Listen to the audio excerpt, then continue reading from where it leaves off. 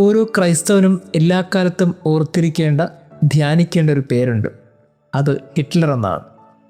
ചരിത്രം എല്ലാ കാലത്തും ഓർക്കാൻ ഇഷ്ടപ്പെടാത്ത ഒരു പേര്. ലോകം കണ്ട ഏറ്റവും ക്രൂരനായ ഒരു ഭരണാധികാരി. എന്തുകൊണ്ടായിരിക്കും ഈ മനുഷ്യൻ നമ്മളൊക്കെ ചിന്തിക്കേണ്ടത്?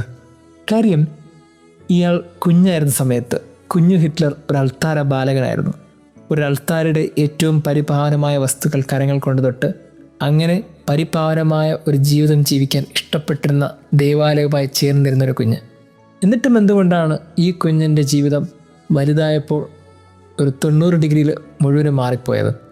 അതിന് കാരണം അവൻ്റെ ജീവിതമാണ്. അവന് കുഞ്ഞുനാളിൽ കിട്ടിയ വറ്റിപ്പോയ സ്നേഹത്തിൻ്റെ കഥയാണ്.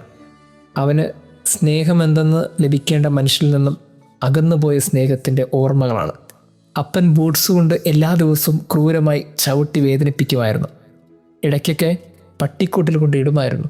അങ്ങനെ ഒരപ്പനിൽ നിന്ന് കുഞ്ഞുനാൾ മുതൽ തന്നെ ഏറ്റവും ക്രൂരത അനുഭവിച്ചിരുന്ന ഒരു കുഞ്ഞ്. വീട്ടിൽ ഭിന്നശേഷിക്കാരിയായ ഒരമ്മായിൽ നിന്നും ഏറ്റവും വേദന അനുഭവിച്ച് ആ വേദനയിൽ ഭിന്നശേഷിക്കാരെ മുഴുവനും അയാൾ വെറുത്തിരുന്നു. അതുകൊണ്ടാണ് അധികാരം കിട്ടിയപ്പോൾ ആ മനുഷ്യൻ ആദ്യം ചെയ്ത് അയാളുടെ അപ്പൻ്റെ കല്ലറ കൊണ്ട് തകർക്കുന്നത്, നാട്ടിലെ എല്ലാ ഭിന്നശേഷിക്കാരെയും കൊല്ലാൻ ഉത്തരവിടുന്നത്. ഒരുപക്ഷെ സൈക്കോളജിയിൽ സബ്ലിമേഷൻ എന്നൊരു കോൺസെപ്റ്റ് ഇയാളുടെ കാര്യത്തിൽ അർത്ഥവത്താണെന്ന് തോന്നുന്നു. ഒരു കാര്യം സംഭവിക്കുമ്പോൾ അതിനെ മറ്റൊന്നായിട്ട് മാറ്റിത്തീർക്കുന്നു. ഇങ്ങനെ വറ്റിപ്പോയ സ്നേഹത്തിൻ്റെ കഥ പറയുന്ന മനുഷ്യർ ഹിറ്റ്ലറിൽ മാത്രമല്ല, എല്ലാ മനുഷ്യരിലും ഉണ്ട്. ചിലപ്പോഴൊക്കെ എന്തുകൊണ്ട് പല ക്രൂരകൃത്യങ്ങൾ നടക്കുമെന്ന് ചോദിച്ചാൽ അതിനൊക്കെ കാരണം എവിടെയോ കിട്ടിയ വേദനകളുടെയും സ്നേഹം വറ്റിപ്പോയ അനുഭവങ്ങളുടെയും കഥയാണ്. ഈ കഥകൾക്കൊടുവിലാണ് ഇന്നത്തെ സുവിശേഷ ഭാഗം നമ്മളെ പുതിയൊരു ചിന്തയിലേക്ക് നയിക്കുന്നത്. ക്രിസ്തുവിൻ്റെ ഏറ്റവും പവർഫുള്ളായിട്ടുള്ള വാക്ക്, നിങ്ങൾ ഭൂമിയുടെ ഉപ്പാണ്, നിങ്ങൾ ലോകത്തിൻ്റെ പ്രകാശമാണ്. എന്താണ് ഈ ഭൂമിയുടെ ഉപ്പ് എന്ന് വെച്ചാൽ, ഉപ്പ് വളരെ കുറച്ച് എന്നാൽ ഏറ്റവും സ്വാദ് നൽകുന്ന ഒന്നാണ്. അതുകൊണ്ട് തന്നെ ഈ ഭൂമിയിൽ ഓരോ മനുഷ്യരും ഉപ്പായിരിക്കണം. ഉപ്പെന്ന് വെച്ചാൽ ഓരോ മനുഷ്യനും ഉള്ളിൽ സൂക്ഷിക്കേണ്ട സ്നേഹത്തിൻ്റെ കഥയാണ്. നമ്മൾ മറ്റുള്ളവർക്ക് നൽകുന്ന സ്നേഹത്തിൻ്റെ അളവ്.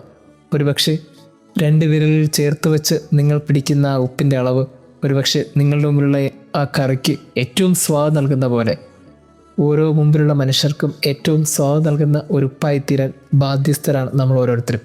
അതേ കണക്ക് തന്നെയാണ് ക്രിസ്തു പറഞ്ഞ ലോകത്തിൻ്റെ പ്രകാശം. ഇരുട്ടിലായിപ്പോയ കുറേ മനുഷ്യർക്ക് ഈ ഭൂമിയിൽ വെളിച്ചം പകരാൻ വിളിക്കപ്പെട്ടവരാണ് നമ്മൾ ഓരോരുത്തരും. അങ്ങനെയാണെങ്കിൽ സ്നേഹം എന്തുമാത്രം നിങ്ങൾ ഉള്ളിൽ സൂക്ഷിച്ചു എന്നതിനെ കണക്ക് തന്നെ ഉള്ളിൽ സൂക്ഷിക്കേണ്ട മറ്റൊരു പേരാണ് കരുണ. മറ്റുള്ളവരുടെ മുമ്പിൽ പ്രകാശമായി നിൽക്കുക, മറ്റുള്ളവരുടെ മുമ്പിൽ വെളിച്ചമായി തീരുക.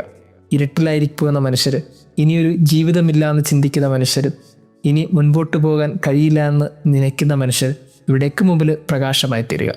ക്രിസ്തു അതുകൊണ്ടാണല്ലോ അവനെക്കുറിച്ച് തന്നെ പറഞ്ഞത്, ഞാൻ ലോകത്തിൻ്റെ പ്രകാശമാണ്.